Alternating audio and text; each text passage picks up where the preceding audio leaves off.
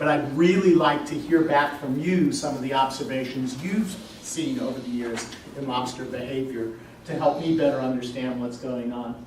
In this photograph here, I will first want to acknowledge my co-author, Catherine Helt, who is a master's student who most recently defended her master's thesis, and I'm going to be presenting a lot of her research. Also, the Behavioral Ecology and Evolution Research Group at Clemson, better known as the BEER Group, which is our group of scientists that are interested in studying animal behavior. And you notice in our emblem, we have lots of different animals. So lobsters are one of a variety of different animals that I study their behavior. And my interest is in the evolution of social behavior. Why do some animals thrive and do well by themselves, and why do other animals thrive in groups? And more importantly, are there differences among individuals? Just like in humans or in dogs or in any species, some individuals like to socialize more than others. And so consider this lobster here. Is this lobster here by himself because A, he wants to be here by himself? Or is this lobster here because no one wants to be with him?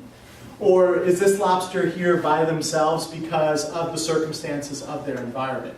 And one of the things I want you to keep an open mind about is that not all lobsters are exactly the same. As Mark was referring to, some speak Spanish, some speak French, some speak English. And here in the Florida Keys, these lobsters come from different locations, and they also show a great range of individual differences in their behaviors. Just a big thanks to all of the students who have worked down here in the Keys over many years. This is Catherine here, who is the co-author on this particular topic.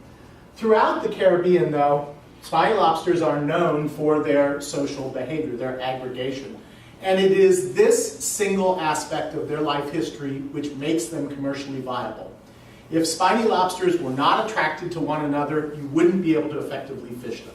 Okay? Whether you're fishing using casitas, or using traps where you're using other lobsters as bait, or even if you're using nets, set nets, or hoop nets, those are most effective when lobsters are moving in mass and in groups. And it's the fact that they're social is what makes them commercially important.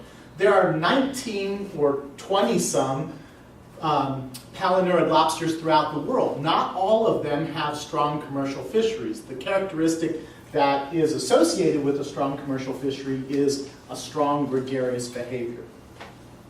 Okay? Just as a review, Mark talked about this transition from open ocean to Florida Bay, and transition moves not only from offshore to inshore, but also represents an ontogenetic change in behavior. As Mark was saying, the earliest stages don't seem to be that interested in responding to the cues of conspecifics. But once they make that transition out of algae and into these structures in Florida Bay, that's when we see them aggregated, that's when we see them responding to odor cues, and that continues throughout the rest of their life cycle as they move back out to the reef. So my interest was in understanding this transition right here. What happens at this moment in their life history that says, hey, it's time to be social? Okay? Another factor which is playing a very important role is the fact that we've seen a lot of changes in Florida Bay in terms of habitat. So years ago, when the waters were so clear you could see divers swimming 10 feet below the boat, and the habitat was a rich, luscious habitat of sponges and algae. And then we had these periodic cyanobacteria blooms where visibility was reduced to less than your arm's length. And after the blooms cleared, we saw tremendous loss of a lot of these sponges through the clogging effects of the cyanobacteria blooms. And so we can learn something from what happened to the gregarious behavior of lobsters before and after these blooms as a way to help us understand why they were gregarious in the first place. So the questions I want to address today are lobsters limited by available shelter? Does den sharing increase survival? Are lobsters impacted by shelter loss? And are lobsters becoming less social? And this is a factor which I think is now a good question to be addressing, especially given the changes we've seen in the commercial land use. Okay? So let's begin by, are lobsters limited by available shelter?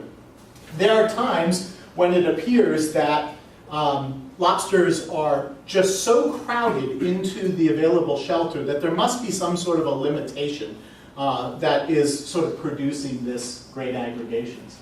Some of the early work by Mark and Bill Hernkine showed that if you put out additional shelters, you got additional lobsters showing up on the sites. Okay, so there's some pieces of evidence that suggest at times shelter is limiting. The more shelter you put out, the more lobsters you get. But other studies that we conducted in Florida Bay found that when there was, say, a large algal bloom, that even after the algal bloom, there were still quite a few lobsters around, even though there had been a tremendous loss of shelter. And so overall, if we want to revisit some data that perhaps we collected over one lovely summer early in my graduate career in about a 2-month period where we visited 80 sites throughout the Keys, there's not a super strong relationship between the number of lobsters we caught and the number of sponges that were in those areas. So we know that they can be limited by shelter. They're not always limited by shelter, and it's not a simple relationship between shelter and lobster numbers.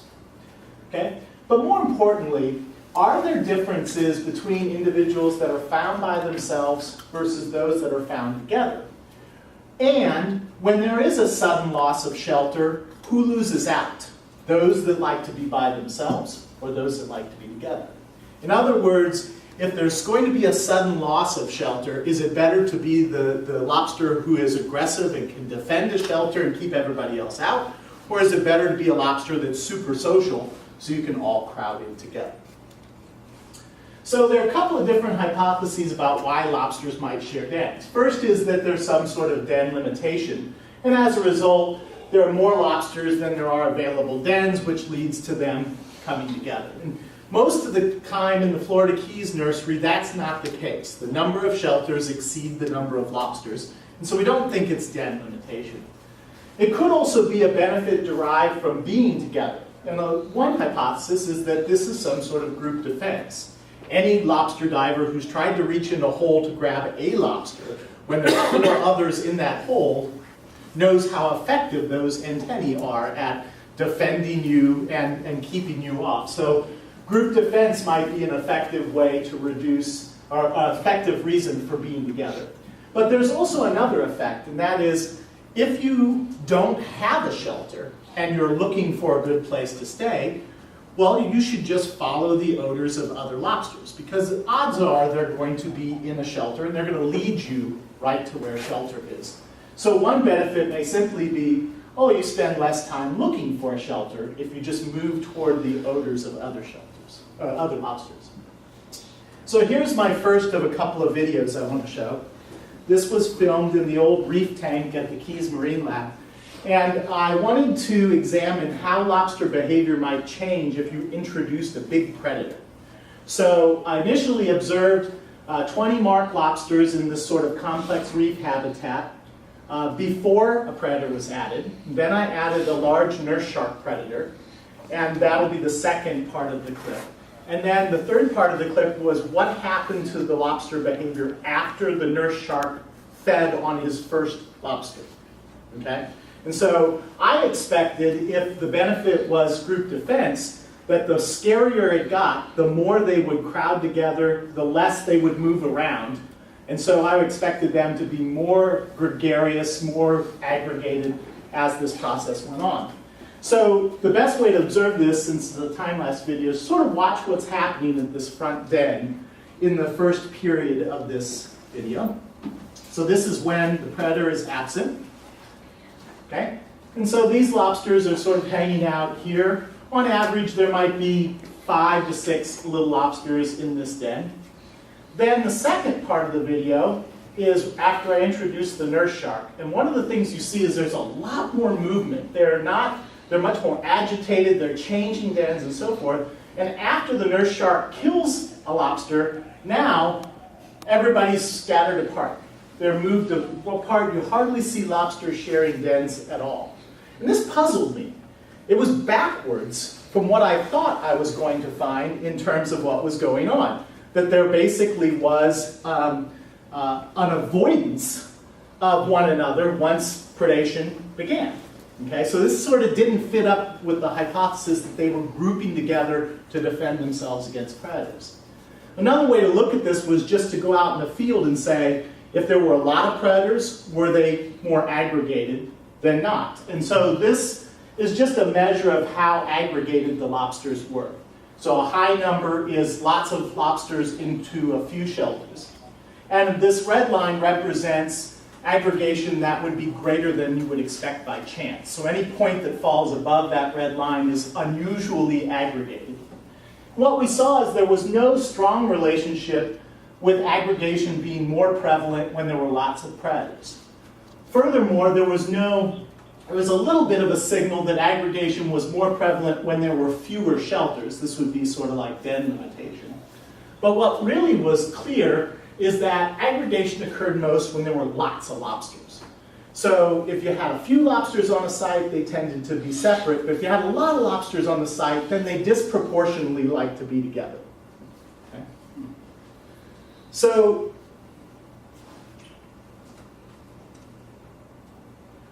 the next step was to more directly test the predation hypothesis by actually taking lobsters, tethering them out there by themselves or in groups, and then just coming back and counting how many survived after 48 hours. Okay?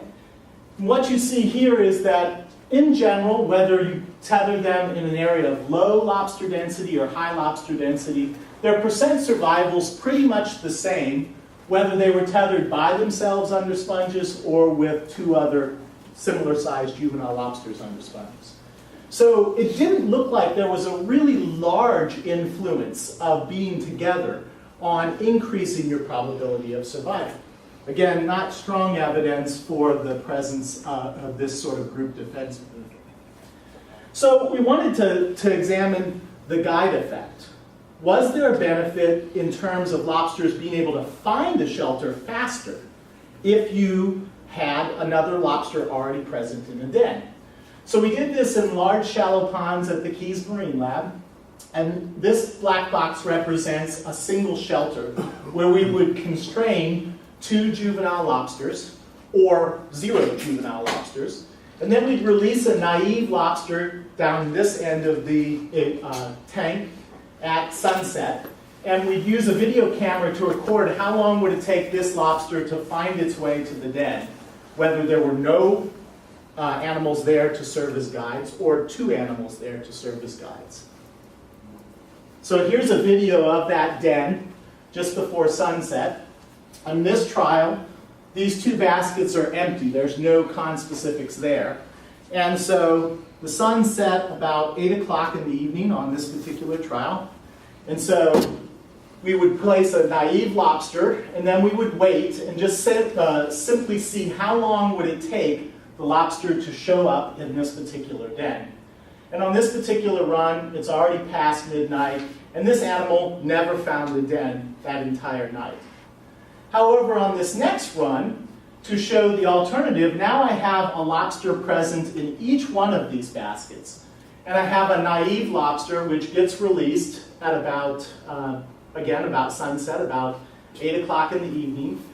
And so here it is, the sun is set, a naive lobster is released, and showing up somewhere maybe between 45 minutes and an hour. This one looks like about an hour and 15 minutes. There we begin to see our little lobster has found the den. It took him about 90 minutes to find the den when there were conspecifics present. And so in fact, if you look over all of the lobsters we tried, when there was no cue available, when they were essentially looking for that den without any conspecifics, only 40% were successful finding that den by morning. When there were 2 conspecifics present, over 90% of the individuals were able to find the den. And even those that were successful, the time it took them was nearly 3 times longer if there were no conspecific presence than if there were. So this is a big savings in terms of exposure to predators. If it's time to go and find a shelter, you can move much quicker if you're following those odor cues and getting to shelters. Now, I know what you guys are thinking. You've known this all along. It's why you use shorts in the traps, right? Attraction is a very strong force, and it brings lobsters in, right? But it's good to sort of confirm this, that even in the littlest juveniles, when they first make that transition, this behavior is already present, that they are moving into toward where other lobsters are present. And this can have a significant benefit in terms of increasing your survival by reducing your exposure to predators, up to the point that you reach legal size, and then it has a significant detriment because, well, not to the fishermen, but it has a significant detriment to making baby lobsters in the sense that you are now going to be more likely to be caught.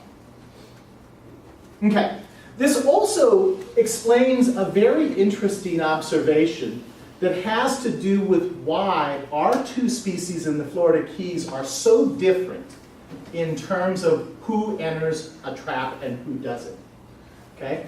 So if you think about our spotted spiny lobsters that we have here in the Keys, Panularis guttatus, these rarely enter the fishery traps, even though they are morphologically very similar.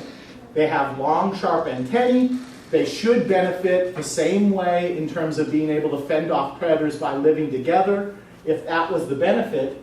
But one thing that's very different about this species than the Caribbean spiny is that the larvae settle directly onto the reef habitat rather than inshore. The juveniles stay close to the reef and forage very much on the reef itself, and in fact, so do the adults.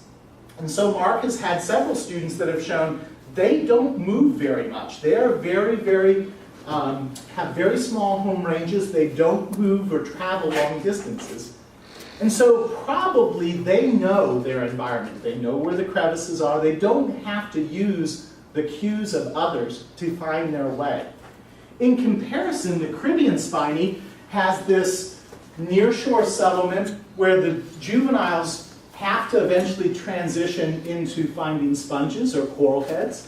Those juveniles then have to transition offshore to find patch reefs, and then have to transition again to the fore reef.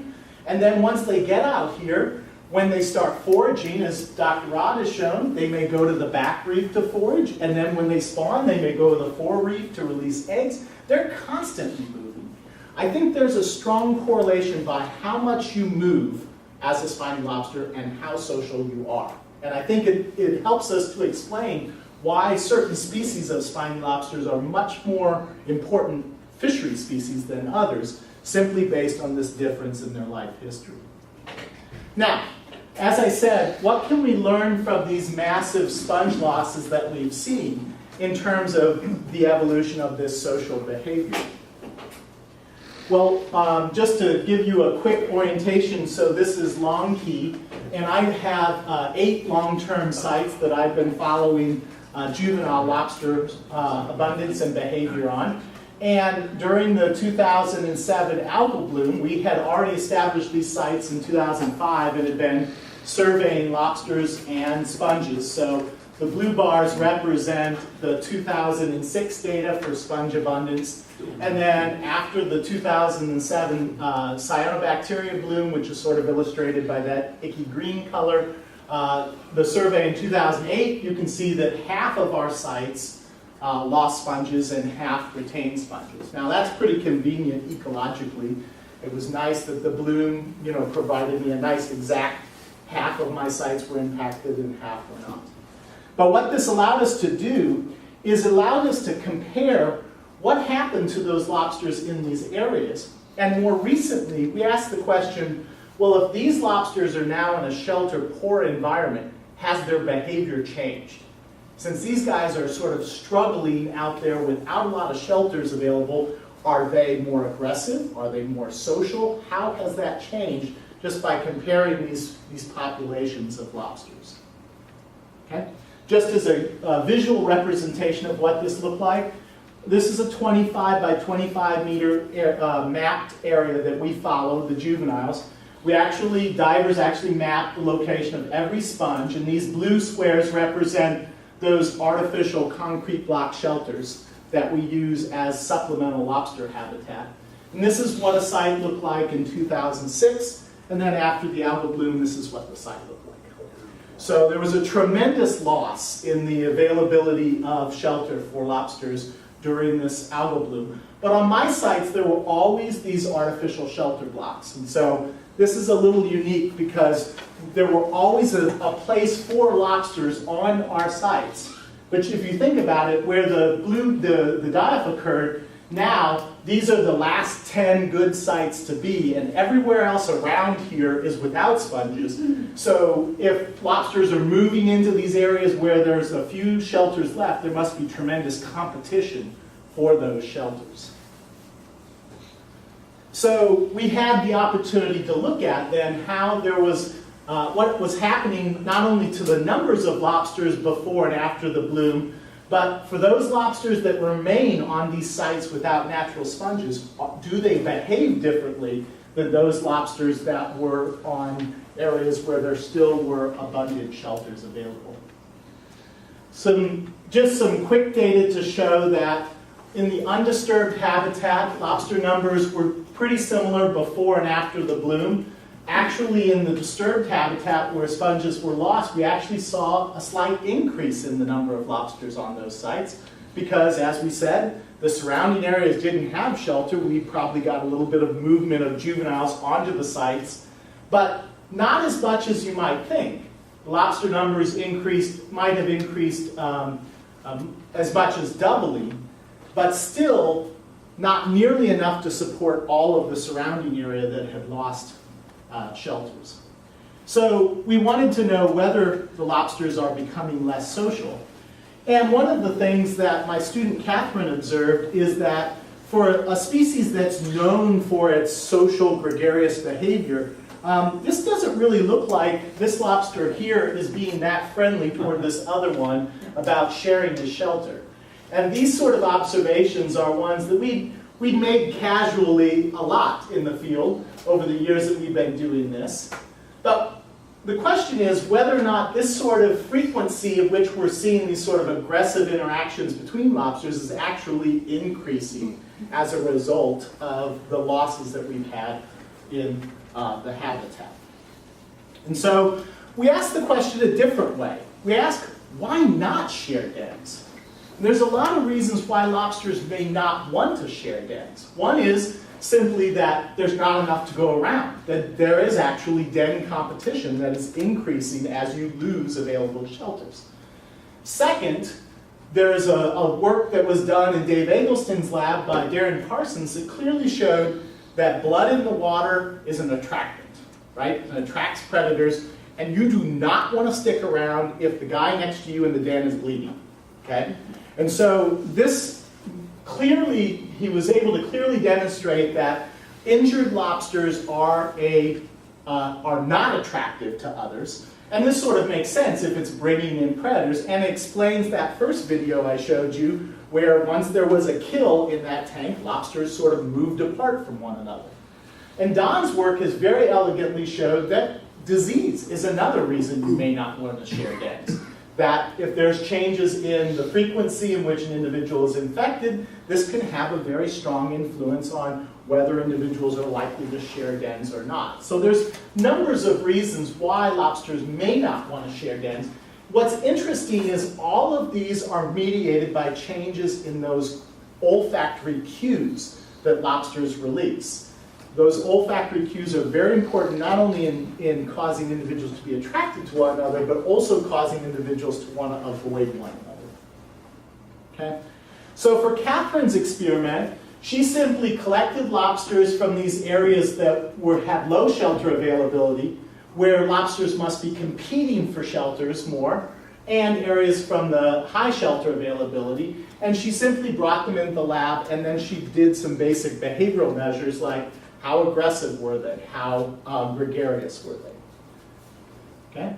And so she separated them into social groups based on their size, so she would pair 2 lobsters together in each tank of a similar size, and then she'd measure aggression and den sharing behaviors. And so there were 3 measures of aggression that she did. she measured antenna whips, where a lobster will whip another with its antennae. Antenna pushes, where they'll actually use their antennae to sort of push against one another, or actually body pushes, where they'll use their legs or their tail to sort of scoot another lobster out of the way.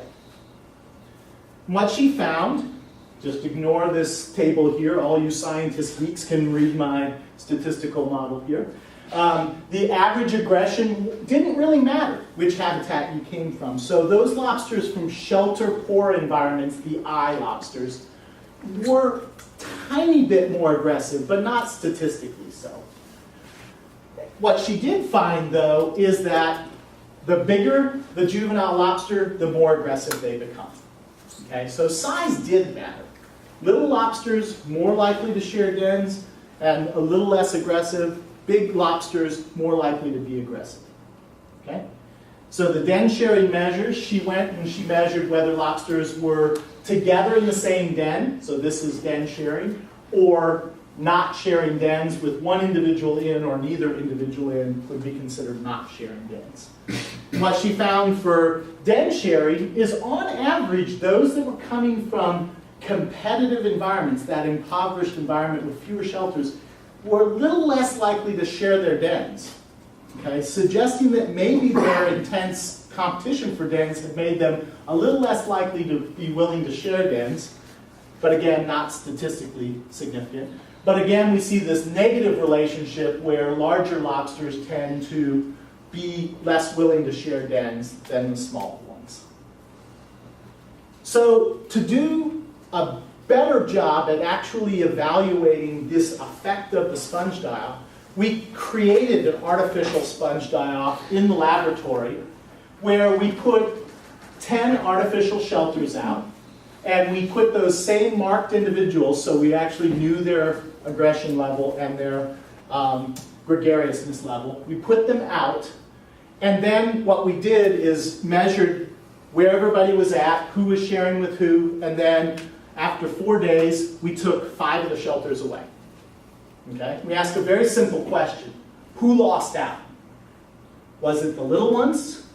Was it the big ones? Was it the most aggressive ones? Was it the least aggressive one? Who lost their opportunity to be in shelter during this shelter loss event? Okay? And so she measured first just shelter use, and we found that now habitat matters. And again, lobsters from impoverished habitats used shelters a little less, and that there was this influence with size, but opposite what we expected. When there was suddenly a loss of shelters, it was the big lobsters, who tend to be more aggressive, who use shelters less. They left the little ones in the blocks, and the large lobsters are the ones that didn't use the shelters. When we looked at shelter sharing, again, we did see a decrease in shelter sharing for those lobsters from a shelter-poor environment, and we also see what we expected to see, that big lobsters were the ones that were less likely to share shelters. So that sort of makes sense based on their increased aggressiveness. But the third measure really tells an important story, which is den fidelity. That is how much a lobster is going to stay in the same shelter from day to day versus move to a new shelter. And what we found is that if you come from an area where there's few shelters, you stay put. You're less likely to change shelters from one day to the next. But if you are a large lobster, you're much more likely to move away and search for a new shelter. In other words, the way in which juveniles respond to a sudden loss of habitat is if you're big enough and bold enough that you probably don't have that many fish predators, try and go find a better habitat. If you're a little guy, stay put. It's too risky to try and go out and find another habitat. And when we released these animals in the field, we saw a similar pattern. The only effect was that the ones that were least likely to be resighted were large individuals, and small lobsters were most likely to be resighted when we did the mark and capture. So, to conclude, are lobsters limited by available shelter? At times they may be. And this may be increasing when we're having these periods of sponge loss, but shelter does not predict one-on-one the number of juveniles we find. Does gen sharing increase survival?